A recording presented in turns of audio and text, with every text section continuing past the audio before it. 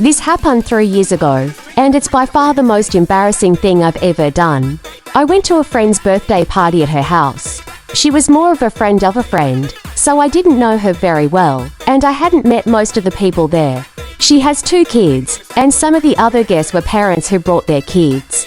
2 of her neighbors were there too. One was an Asian woman in her 40s, and the other was an Asian teenager. You can probably guess where this is going, but trust me, it gets worse. The 2 of them were pretty quiet and stayed on the outskirts of the party. I'm the same way, especially at big events.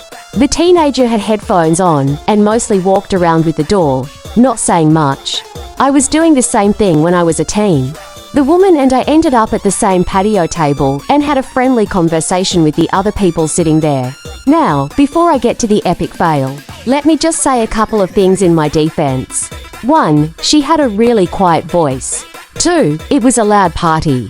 3, I usually keep one earplug in because of sensory issues. 4, I have mild face blindness. So, at one point, I mentioned something about her son, and she replied, "My daughter." I didn't catch it all clearly, but I thought she said, "She's my daughter." She was wearing a Protect Trans Kids shirt, so I thought maybe I had just misgendered her kid. I apologized, thinking I made a mistake. About 15 minutes later, I mentioned her daughter again, and this time I heard her response loud and clear, "She's not my daughter. She's my wife." The person I thought was a teenage boy was actually a woman in her 30s. I apologized profusely, and she just laughed it off. But I couldn't look either of them in the eye for the rest of the party. Then, last June, I ran into them at Pride.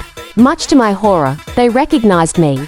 But it turns out I got one thing right. Her wife was now her husband. TL, doctor. I mistakenly referred to a woman's spouse as her child, twice.